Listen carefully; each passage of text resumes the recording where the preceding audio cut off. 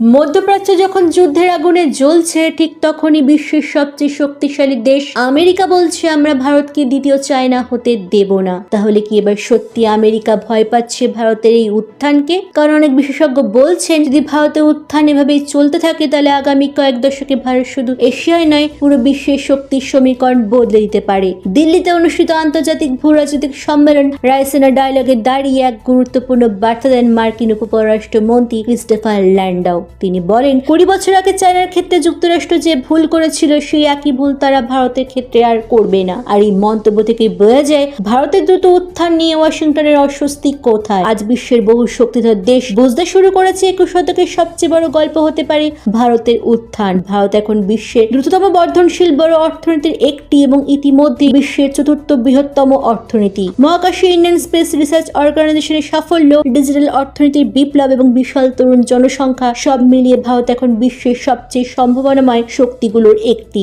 শুধু তাই নয়, ভারত 2030 সালের মধ্যে জার্মানিকে ছাড়িয়ে তৃতীয় বৃহত্তম অর্থনীতিতে পরিণত হওয়ার সম্ভাবনা রয়েছে। অর্থাৎ ট্রাম্প গত বছর যে ভারতকে ডেড ইকোনমি বলে মন্তব্য করেছেন বাস্তবতার সম্পূর্ণ বিপরীত। ক্রিস্টোফার ল্যান্ডাউ স্বীকার করেছেন যে ভারতের উত্থান 21 শতকের বিশ্ব রাজনীতিতে একটি গুরুত্বপূর্ণ শক্তি হিসেবে আবির্ভূত হবে। তিনি বলেন একটি বিষয় অস্বীকার করার উপায় নেই, এই শতক হবে ভারতের উত্থানের শতক। ভারতের অসাধারণ অর্থনৈতিক ও মানব সম্পদ রয়েছে যা এই শতকের ভবিষ্যৎ নির্ধারণে বড় ভূমিকা রাখবে। একসময় যেভাবে চায়নাকে বড়তর ফ্যাক্টরি অব দ্য ওয়ার্ল্ড, অনেক বিশেষজ্ঞ মনে করছেন ভবিষ্যতে সেই জায়গায় উঠে আসতে পারে ভারত। এছাড়াও বিশ্বের বড় বড় কোম্পানিও ধীরে ধীরে তাদের উৎপাদন সরিয়ে আনছে ভারতে। তাই ট্রাম্প প্রশাসন আশঙ্কা করছে ভারতের বিশাল জনসংখ্যা এবং তুলনামূলক সস্তা শ্রম এই আশঙ্কাকে আরো বাড়িয়ে দিচ্ছে। যদি এভাবে চলতে থাকে তাহলে বড় বড় উৎপাদনকারী কোম্পানিগুলো ভারতে চলে যাবে।